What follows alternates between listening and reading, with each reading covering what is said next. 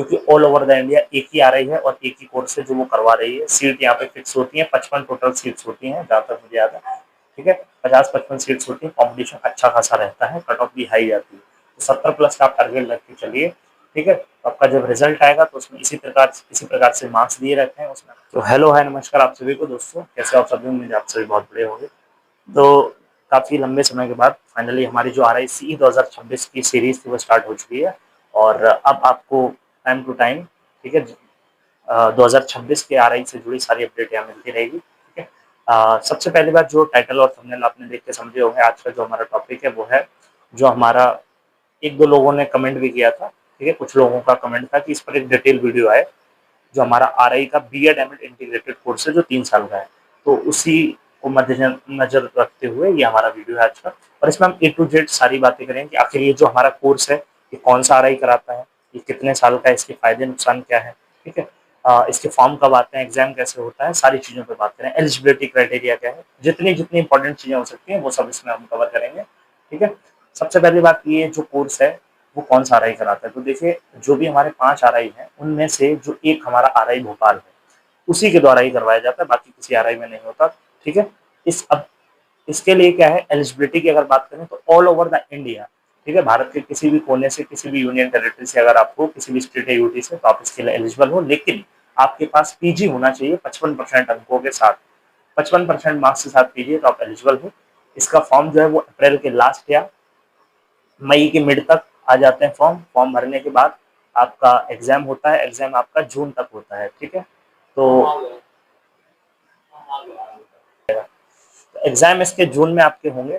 ठीक है, और अगर मैं बात करूँ यहाँ पे एलिजिबिलिटी की, तो ऑल ओवर द इंडिया मैंने बताई दिया, PG होना चाहिए 55% मार्क्स के साथ। ठीक है, लेकिन आपको वहीं भोपाल में जाना पड़ेगा और 3 साल रहना है। ठीक है, तो यहाँ पे आपको बेसिकली इंटीग्रेटेड कोर्स है। अगर आप अलग से 2 साल का BEd करते हैं या MAd करते हैं तो आपको 4 साल लगते हैं। इसमें आपका 1 साल सेव हो जाता है, आपको 2 डिग्री यहाँ पे मिल जाएगी। BEd आपको पता है बेसिकली टीचर के लिए। ठीक है, BEd करके लोग टीचर बनते हैं स्कूल में। ठीक है, अप टू PGT आपको BEd चाहिए ही चाहिए। लेकिन MAd कोर्स जो है वो करने का फायदा क्या है कि आप BEd के कॉलेजेस में भी पढ़ा सकते हैं। कल को आप किसी ऐसे, मतलब किसी कॉलेज में मान लो BEd के स्टूडेंट्स को अगर पढ़ाना चाहते हैं तो वो लोग MAd किए होते हैं, तो उसके लिए PG तो होना चाहिए ना। तो PG, इसीलिए MAd के चक्कर में यहाँ पे PG चाहिए होता है। वैसे BEd करने के लिए ग्रेजुएशन क्वालिफिकेशन है ना। तो ये वाली चीज हो गई। उम्मीद है ये आपको समझ आएगा कि एलिजिबिलिटी क्या है। अब आगे बात करते हैं फॉर्म का, मैंने बता दिया, एग्जाम कब होगा बता दिया। एग्जाम अब कौन सा वाला होता है, तो देखिए RICE के मतलब 3 एग्जाम होते हैं, लेवल 1, लेवल 2, लेवल 3। तो यहाँ पे आपको लेवल 2 का एग्जाम देना होगा, यानी कि जो BEd का पेपर होता है, जो 2 साल 2 ईयर BEd 2 ईयर MAd वाले लोग देंगे वो भी लेवल 2 का पेपर देंगे, और BEd MAd वाला भी लेवल 2 पे ही पेपर देंगे। ठीक है, तो इसमें वही अभी तक क्राइटेरिया क्या चलता रहा है, 40 और 60। 40% आपका जो PG है, जो भी आपकी PG में टोटल परसेंटेज है उसका 40% ये लोग देते हैं, और 60% आपके एंट्रेंस का जो टोटल होगा वो लिया जाएगा, और 100 में से आपकी फाइनली मेरिट तैयार होगी। ठीक है, और उसके बाद फिर आपकी होती है काउंसलिंग। अब सवाल ये उठता है कि जो 60 मार्क्स का एंट्रेंस है वो कैसा होता है। तो 60 मार्क्स का एंट्रेंस सेम वही है, मतलब 60% आपके एंट्रेंस का लिया जाएगा। तो वो क्या है, उसमें देखिए टोटल आपके 100 क्वेश्चन होते हैं। ठीक है, सॉरी 80 क्वेश्चन आपके टोटल होते हैं, 80 क्वेश्चन होते हैं, एक क्वेश्चन 2 मार्क्स का होता है, तो 160 मार्क्स हो गए।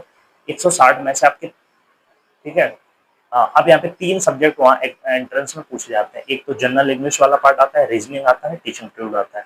30 का टीचिंग एप्टीट्यूड, 30 का 30 का टीचिंग एप्टीट्यूड, 30 का आपका रीजनिंग, इसके 60 और 20 नंबर की इंग्लिश। ठीक है, तो ये 3 पार्ट आते हैं, 80 क्वेश्चन। ठीक है, 80 क्वेश्चन तो 160 मार्क्स से हो गए। 1/4 की नेगेटिव मार्किंग होती है, पेपर OMR बेस्ड होता है, ऑफलाइन गोले भरने होता है। ठीक है, ओवरऑल पेपर जो है वो मॉडरेट टू हार्ड होता है, मतलब 10% पेपर जो है आपका हार्ड होता है। 20% पेपर आपका इजी है, 60% मॉडरेट है, 20% हार्ड है। ओवरऑल पेपर मॉडरेट ही रहता है। और अब इसकी तैयारी कैसे कंप्लीट करनी है फ्री में, वो एक अलग वीडियो मैंने आपको बता दिया, जिसमें how to prepare for RICE 2026। उसमें हर एक कोर्स के लिए वो है, चाहे आपका 2 ईयर BEd हो, 2 ईयर MAd हो, BEd MAd हो। ठीक है, हर एक कोर्स के लिए आपको वो वीडियो जो मैंने बनाया है वो उसको जरूर जाके चेक करिए, मस्ट वॉच है। उस पर कई सारे हजारों व्यूज आ चुके हैं। ठीक है, उस पर कंप्लीट सारी चीजें हमने बात करी है, तो वो मैं डिस्क्रिप्शन में भी लिंक दे दूंगा, वहां से आप जाके उस वीडियो को देख लीजिए सारा। बिना किसी कोचिंग और बुक के आप कैसे तैयारी करेंगे इस एग्जाम की, वो सारी चीजें आपको वहाँ मैंने गाइड किया है। उसके बाद बात कर लेते हैं कि आगे प्रोसेस क्या होता है। फिर एग्जाम देने के बाद आपसे ये लोग बाद में काउंसलिंग होती है। काउंसलिंग लगभग मान के चलिए अगस्त तक जाती है, अगस्त सितंबर तक, थोड़ा सेशन डिले चलता है, ठीक है। तो अगस्त सितंबर फिर आपकी काउंसलिंग होती है, जो पर्टिकुलर डॉक्यूमेंट्स हैं वो सारे आपको मंगाए जाते हैं, लंबी चौड़ी लिस्ट है, उसके बाद काउंसलिंग होती है, एक एक दो वेटिंग लिस्ट भी आती है, ठीक है, थोड़े कम पे भी। अब यहाँ पे बात होती है कि आखिर 100 में से जो हमारी मेरिट बनती है उसमें कितने में हमारा सिलेक्शन हो जाता है। तो देखिए अगर मैं पूरे 100 की बात करूँ तो लगभग आपका टारगेट कितना होना चाहिए कि आपका सिलेक्शन हो जाए। तो देखिए जनरली आप टारगेट अपना 70 का लेके चलो, ठीक है, कि ओवरऑल आपका 100 में से 70 बने, ठीक है। जब आपका स्कोर कार्ड रिजल्ट आता है तो रिजल्ट में बेसिकली आपका एक स्कोर कार्ड जारी किया जाता है, जिसमें आपकी जो भी ग्रेजुएशन है उसका 40% निकाला जाता है। वो तो आप अभी भी निकाल सकते हो, ग्रेजुएशन नहीं सॉरी पीजी। तो पीजी का 40% आप निकाल लो तो आपको पता चल जाएगा कितने हैं। मान लेते हैं आपके ग्रेजुएशन का 40% आपने निकाला, वो आपके 30 आ गए, तो यानी कि 100 में से 30 नंबर तो आपके पहले से ही है। अब आपको 70 में से बचा हुआ पार्ट कवर करना है, ठीक है। तो आपको टारगेट अपना 70 का रखना है, 70 में से 30 आपके हैं, तो आपको 40 नंबर का टारगेट लेके चलना है। 40 आप वहां ले आओ, 30 यहाँ, 70 हो गए, आपका आराम से हो जाएगा, ठीक है। तो वही है कि हमारा ग्रेजुएशन में ज्यादा परसेंट है तो उसका फायदा मिलेगा, ग्रेजुएशन में हमारे कम मार्क्स है तो आपको इंटरेस्ट में ज्यादा मेहनत करनी पड़ेगी, ठीक है।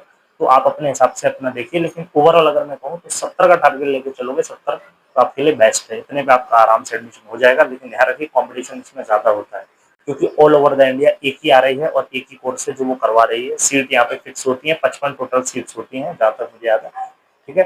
50-55 सीट्स होती है, कॉम्पिटिशन अच्छा खासा रहता है, कट ऑफ भी हाई जाती है। तो 70 प्लस का आप टारगेट रख के चलिए, ठीक है। तो आपका जब रिजल्ट आएगा तो उसमें इसी प्रकार से मार्क्स दिए रहते हैं, उसमें आपकी आपकी ओवरऑल रैंक दी होती है, ओवरऑल आपकी रैंक कितनी है, कैटेगरी अगर है इसमें सबसे पहले यहाँ पे कैटेगरी मतलब कैटेगरी वाइज भी रैंक है, ओबीसी है, एससी एसटी, इस तरीके से। लेकिन यहाँ पे ध्यान रखिए ऑल ओवर द इंडिया लोग आ रहे हैं तो यहाँ पे सेंट्रल का आपका सर्टिफिकेट होना चाहिए, जो कैटेगरी है ओबीसी एससी एसटी सर्टिफिकेट आपके सेंट्रल गवर्नमेंट के होने चाहिए, उसी हिसाब से आपको सीट्स रिजर्वेशन मिलती है। सीट्स की बात करें तो यहाँ पे 50-55 सीट्स आपकी हैं जो कैटेगरी वाइज डिवाइड होती है, स्टेट वाइज कोई कोटा नहीं, ऑल ओवर द इंडिया है, ठीक है। तो ये सीट मैट्रिक्स का भी हो गया, एग्जाम का भी बता दिया मैंने। फिर उसके बाद जब आपकी काउंसलिंग होती है तो अगर आप अब दो तरह की आपकी लिस्ट आती है, एक सबसे पहले आपकी सिलेक्टेड लिस्ट आती है, जो भी पर्टिकुलर कट ऑफ को बच्चे क्लियर करते हैं वो सिलेक्टेड लिस्ट में आते हैं। सिलेक्टेड लिस्ट में अगर आपका नाम है तो आपका मतलब अगर आपके डॉक्यूमेंट सब ठीक है तो आपका एडमिशन हो जाएगा। अब कई सारे ऐसे होते हैं, हर एक बच्चा नहीं आता है, तो बाद में जो बच्चे सीट्स छोड़ देते हैं या नहीं ज्वाइन करते हैं तो जो सीट्स खाली हैं उसके लिए वेटिंग लिस्ट आती है, ठीक है। और फिर वेटिंग भी एक दो लिस्ट के बाद वो फुल होके आपका जो एडमिशन है वो प्रॉपर सेशन जो है वो आपका सितंबर या अक्टूबर से स्टार्ट हो जाता है, ठीक है। और आपका 3 साल का कोर्स है। तो अब ये भी बात, अब इसमें ये भी चीज़ है कि ये हमें करना चाहिए या नहीं करना चाहिए, ठीक है, क्योंकि 3 साल बहुत ज़्यादा टाइम है। बहुत से लोग सोचते होंगे इससे बढ़िया 2 साल का बीएड कर लो, 2 साल बाद टीचिंग वैकेंसीज है, ठीक है। कुछ लोग सोचते हैं 2 साल का अलग से एमएड कर लो, इसका क्या फायदा है। अब इसके फायदे क्या है, नुकसान क्या है, वो एक अलग सेपरेट वीडियो में बहुत जल्दी पार्ट 2 आएगा इसका, जिसमें इस कोर्स के फायदे नुकसान क्या है वो मैं आपके साथ लेके आऊँगा। मिले तब तक के लिए जय हिंद, ठीक है। उम्मीद है वीडियो अच्छी लगी तो लाइक शेयर, चैनल को सब्सक्राइब करो ताकि आ रही और वीडियो ऐसी आपसे मिस ना हो, ठीक है। और 2026 के लिए अगर आप प्रिपेयर करना चाहते हो, फ्री में सारी अपडेट गाइडेंस चाहते हो तो चैनल से जरूर जुड़े रहो। मिलेंगे नेक्स्ट वीडियो।